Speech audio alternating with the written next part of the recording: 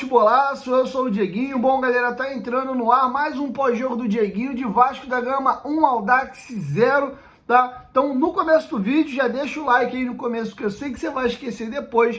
E quem for novo, por favor, já se inscreve aí embaixo, ativa também o sininho das notificações para você ser informado quando subir vídeo novo aqui no canal. Beleza? Lembrar vocês aí que são bons de palpite, se amarram numa apostinha, vão na stake.com, tá? O link tá aqui no primeiro comentário fixado, é uma gigante mundial, empresa séria com credibilidade. Você vai poder apostar e se divertir tranquilamente, tá? Utilizando o cupom promocional Futebolaco, eles dobram o seu primeiro depósito, tá? Corre lá na stake.com, empresa séria, patrocinadora master do Everton na Inglaterra, aqui no Brasil é o patrocinador master do Juventude. Então, corre lá e você vai poder se divertir, beleza? Mas não esqueça de usar o cupom promocional Futebolaco.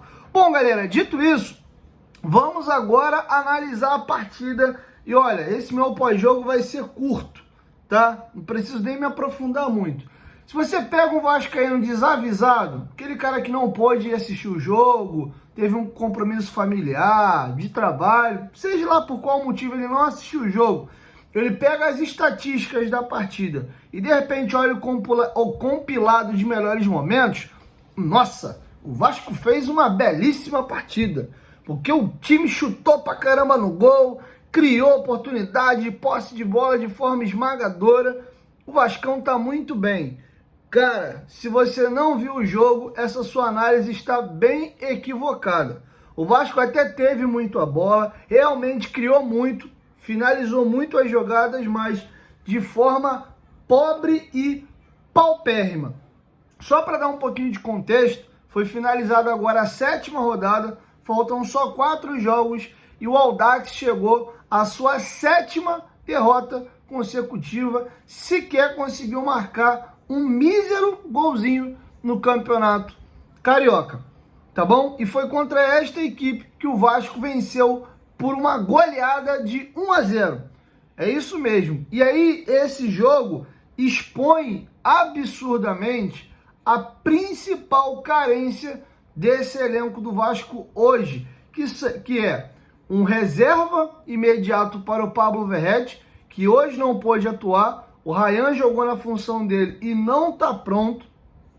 E, principalmente, não tem conseguido jogar bem de centroavante. O próprio jogo que o Ryan fez contra o Madureira, que ele faz um gol, que ele finaliza a bola, desvia no zagueiro, mata o goleiro e cai no canto oposto, o Ryan já tinha perdido algumas oportunidades e não foi tão bem. O Ryan na seleção brasileira sub-20 atua de ponta direita. Na base, ele fazia uma duplinha muito interessante com o GB. Com o GB sendo esse centroavante e o Ryan sendo esse ponta direita que aproxima com o GB, tá? E o Ryan contra o Poçante Sampaio Corrêa hoje não conseguiu aproveitar. Teve 2 jogadas bem assim em sequência que ele errou 2 finalizações com a cabeça, com 2 belíssimos cruzamentos de Lucas Piton, mas o Ryan perdeu a oportunidade aí de segurar um pouco a oportunidade. E depois, quando o Ramon Dias começa a fazer as alterações na segunda etapa, quem joga de centroavante é o David. David que até fez um belo gol no primeiro tempo, mas o David teve 1, 2, 3, 4, 5, 6 oportunidades de fazer o gol. Ele fez até um gol, mas absurdamente como o David finaliza mal. O próprio gol, a jogada individual dele de dominar, trazer por dentro e cortar para o lado oposto é belíssima. Depois ele dá mais uma adiantada para frente. A finalização com a perna ruim é aquela simples de conseguir a jogada individual, fecha o olho e dá a pancada. O cara não tem controle de onde aquela bola vai. E ele finaliza, até surpreende o goleiro, que normalmente essas finalizações são cruzadas, a bola vai no canto do goleiro, pega no pé da trave e entra. Um belíssimo gol, tá? Mas eu tenho certeza que o David, ao cortar, ele simplesmente fecha o olho e dá a pancada sem um controle. Não, eu quero colocar a bola exatamente ali. E assim, sai o belíssimo gol do David. A gente é absurdamente carente de pontas e também de um centroavante reserva para o Verratti. O próprio Verratti é interessante nós observarmos também ele jogando uma temporada completa. Ele jogou 21 partidas do Campeonato Brasileiro do ano passado. É um jogador que você tem que sempre estar observando de perto, porque ele já tem uma idade avançada e jogadores nessa faixa etária tendem a ter um declínio técnico muito abrupto da virada de uma temporada para outra. Então é importante a gente observar. E é um jogador que faz muito bem a parede, o pivô, é um exímio cabeceador, mas também não é um jogador virtuoso, muito técnico, vai pegar uma bola, vai rabiscar um dois, é um bom finalizador, principalmente se você precisar de jogo aéreo. Outras valências o Verratti não te entrega, tá bom? Então a gente está muito carente nessas posições. David, Serginho, Rossi, Eric Marcos, o próprio Ryan hoje atuando de beirada, são jogadores que nesse momento não aspiram, ou não, melhor, não inspiram nem um pouco de confiança para o torcedor do Vasco. Um atleta que mostrou bastante qualidade, e falo pelo jogo do Flamengo, hoje até jogou bem, mas o jogo contra o Sampaio Corrêa não pode ser parâmetro, é o Adson.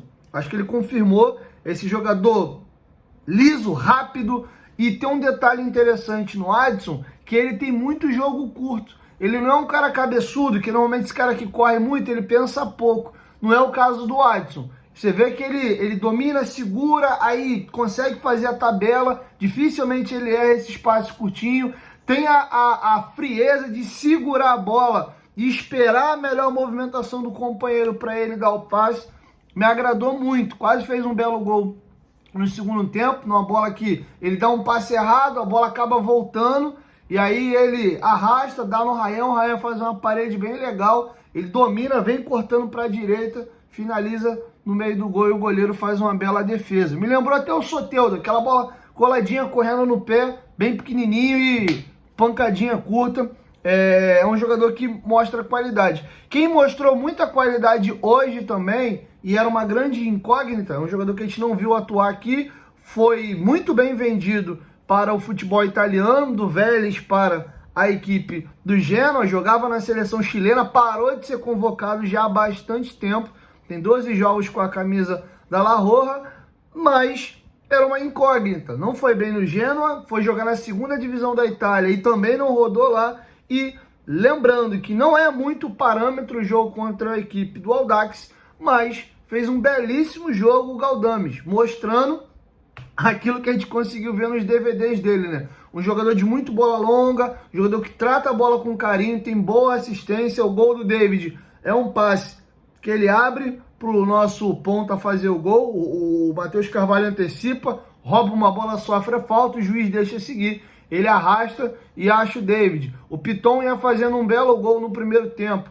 Uma jogada trabalhada, a bola vem no Galdames, o Galdames dá o passe, o Piton corta, o defensor cai na perna ruim, ele tenta tirar, o goleiro faz a defesa e tem um cruzamento pela direita do Galdames, que o David inacreditavelmente ali na cara do goleiro, cabeceia, tira demais do goleiro e põe a bola para fora. Então me agradou muito. Se fosse pegar uma referência dentro do próprio elenco, o Galdames me lembrou um pouco o Jair. Não é um jogador de muita intensidade, não é um jogador veloz, mas é um jogador que tem controle de jogo, tem bom passe, tem virada de bola, e é um jogador que se movimenta um pouco mais dentro do campo. O Jair já joga mais posicional. Isso me agradou. Ele, vez ou outra, ele pisava na área, inclusive teve oportunidade. Outro que perdeu um gol bizonho também, num belo cruzamento que vem da esquerda do Adson. Ele cabeceia por cima, perde o gol, mas hora ele pisava na área, tinha hora que ele caía na direita e ali que saiu o cruzamento do David, tem hora que ele tá pela esquerda e ali que ele dá assistência pro Piton e dá o passe também pro David fazer o gol. Então me agradou, deu para ver que realmente ele tem qualidade, mas de novo, um jogo contra o Audax não pode ser parâmetro. Tem que ser parâmetro ao contrário. O cara que vai muito mal num jogo como esse é sinal de que realmente ele está muito abaixo da crítica. Então nem vou me estender muito. O Vasco venceu mais do que obrigação. Acredito que o torcedor de Manaus saiu do estádio frustrado. Viu uma atuação que o Vasco teve a bola, empurrou o adversário para trás, mas o Vasco perdeu um caminhão de gols. E esse é o tipo de jogo bom para expor a fragilidade do elenco e que o Alexandre Matos tenha mais força para apertar 777. Eu preciso de jogador. Se a gente não contratar jogadores de beirada e um reserva pro Verratti, a gente vai passar perrengue no decorrer do ano. Então é um jogo muito legal para isso, mostrar as fragilidades do elenco. Defensivamente a gente está bem, o Galdames gostei, o Sforza vamos ver chegar, mas também é um jogador que chega muito bem referendado. Uma pena a gente perder o Jair e o Paulinho, porque a gente ia começar a ganhar volume de jogadores de qualidade para essa posição, para se alternarem. E um jogador que também fez um bom jogo hoje, fazendo mais uma vez a ressalva que o adversário do outro lado era o Audax, mas gostei do jogo que fez o Matheus Carvalho.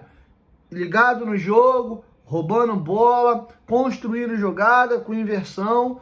É um jogador que tem subido de rendimento. É um atleta interessante que o Vasco não formou na sua categoria de base, mas é um atleta que eu enxergo como se fosse um moleque subindo da base ainda.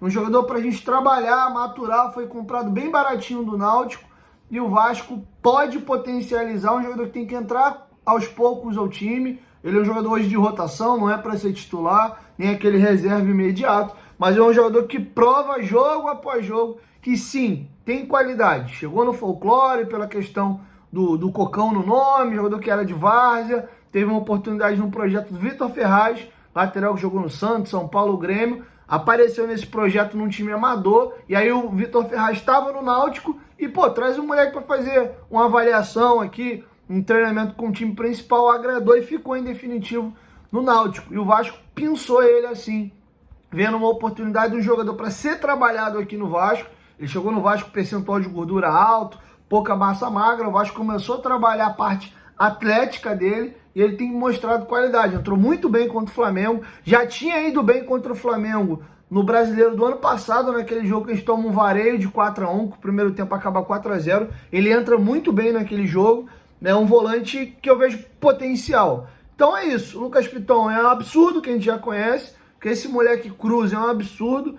Acho até que a gente tem que olhar com muito carinho pro Vitor Luiz, porque eu acho que muito dificilmente o Lucas Piton não vai ser vendido nessa janela do meio do ano. Eu acho muito pouco provável que isso não aconteça. Ele é avião, ele é novo, não é jogador para estar atuando no Brasil, tem potencial de jogar na Europa. Uma pena, adoraria que o Piton jogasse no Vasco até aposentar, mas eu vejo como um caminho natural uma ida dele para a Europa e ele merece. Já estava na pré-lista de convocados da seleção italiana e eu acho que o Dorival Júnior tem um trabalho importante a fazer já agora. Meter o Lucas Piton numa convocação para evitar que o Piton se naturalize e jogue com frequência pela seleção italiana, e a gente tem uma carência muito grande de laterais que cruzem bem. E o Lucas Piton tem essa grande valência, e até fica aqui uma sugestão. O Vasco tem o Vitor Luiz, que foi contratado, que eu vejo como um bom lateral. Nós temos nós temos uma quantidade legal de zagueiros no elenco, e eu acho até que não é nenhum absurdo imaginar o Vasco em alguns jogos tendo o Vitor Luiz de lateral esquerdo e o Lucas Piton jogando de ponta esquerda, tá? Ou até mesmo o Léo jogando de lateral esquerdo, se for jogar numa linha de 4, e ter o Lucas Piton atuando como ponta esquerda, tá? É um jogador que é absurdamente bom no último terço do campo, tem ganhado confiança, tem ido pro drible, hoje deu uma caneta bonita, sofreu uma falta, ele ia fazendo um golaço, um passe do Galdames que ele corta o zagueiro, e aí finaliza, o goleiro faz a defesa. O avião, cara, acho que dificilmente o Piton fique no Vasco aí até o final do ano. Dificilmente ele não vai ser assediado com força nessa janela do meio do ano. O Léo Jardim é aquilo que a gente já sabe. O Audax teve poucas oportunidades, mas quando teve, o Léo Jardim falou, tô aqui, eu sou um dos melhores goleiros do Brasil mesmo. Faz uma defesaça na finalização do Rodriguinho aos 45 minutos do primeiro tempo. Se sai um empate ali, poderia ter complicado a vida do Vasco. Medel, porra, muito bem. O Léo, como sempre, com esse arrasto dele. Acho que realmente, porque a gente tem de elenco, é interessante manter esse 3-5-2. Você tem um Piton com mais liberdade para jogar numa segunda linha. O próprio Paulo Henrique é muito virtuoso quando joga do meio para frente, muito rápido. O Adson caindo por aquele lado agrega. Você vê que os dois encostam o tempo inteiro e são dois jogadores muito velozes e podem fazer essa dobradinha. O Adson é um jogador inteligente, ele tem passe curto. Você dá para fazer uma triangulação ali onde o Payet cai do meio para a direita. Você tem ali uma bola esticada no Paulo Henrique, que dá no Adson no fundo e rola para trás para o Payet chegar pegando no gol. O Payet já cai muito para o lado esquerdo, porque ele sabe que tem muita qualidade ali com o Piton, mas eu acho que ele vai ganhar uma opção de refino técnico com o Adson do outro lado. Acho que o Vasco acertou em cheio na contratação do Adson. Ofensivamente ele é bem melhor que o Gabriel Peck, sendo que o Peck era completão, né? Voltava para marcar, que é uma maravilha. Não esperem muito isso do Adson. Ele volta, fecha espaço, mas não é um virtuose na parte defensiva. Mas jogando numa linha de 3, a gente precisa desse cara de mais construção mesmo no terço final do campo, tá? Então é isso. A consolidação do Adson, que é um jogador interessante. O Galdames deu um cartão de visita legal. O Piton é chovendo molhado. O Léo Jardim chovendo molhado. Medel chovendo molhado. O Léo, gosto demais. Tem uma galera que pega um pouquinho no pé do Léo, não vejo motivo. E é isso, cara. E acho até que o Zé Gabriel tem que ficar com a parabólica dele ligado, porque é possível o Ramon Dias tentar, de repente, uma dupla de volantes mais solta. Vai depender de como vai chegar o Sforza. Se o Sforza chegar bem, não sentir o peso da camisa do Vasco, é possível ver Sforza e Galdames até o Vasco contratar com esses dois volantes de começo. E o próprio Matheus Carvalho tem mostrado qualidade. O Zé Gabriel teve um pouquinho de queda, tem feito muitas faltas, tomou um amarelo hoje bobo, mas enfim, acho que o Vasco ganha aí qualidade com o Galdames aí. Mas lembrando que a gente precisa contratar para essa posição, tá bom? Então é isso, vitória importante. O Vasco dorme momentaneamente no G4, fica na dependência aí de um tropeço do Boa Vista, que joga em casa contra a equipe da Portuguesa amanhã. Tá um simples empate aí da equipe da Portuguesa, da equipe do Boa Vista, ou uma vitória da Portuguesa fora de casa. O Vasco entra no G4, faltando 4 rodadas. Faremos 2 clássicos agora, e aí o Vasco precisa pontuar bem, porque senão ele vai pegar 2 pequenos nas 2 últimas rodadas, mas aí a galera pode abrir ponto dentro do G4 e aí complicar a gente. Então é importante pontuar nos clássicos para depois ter um pouco mais de tranquilidade nos 2 jogos que restam contra os pequenos. Lembrando que final de semana o Vasco não joga, só teremos um único jogo nesse final de semana, é a rodada atrasada entre Flamengo e Volta Redonda. O Vasco joga na quarta-feira de cinzas contra o Fluminense. Jogo importante para a gente tentar vencer e se consolidar no G4 e dar uma respirada. E podendo de repente jogar contra o Botafogo por um empate e fechar a classificação nos 2 jogos finais do campeonato. Jogando contra a Portuguesa, que o Vasco ainda não jogou, e contra quem, meu Deus do céu? Deixa eu dar uma olhada aqui, que o Vasco não jogou contra o Volta Redonda e a equipe da Portuguesa. Portuguesa não, a Portuguesa a gente jogou. Pô, foi a estreia.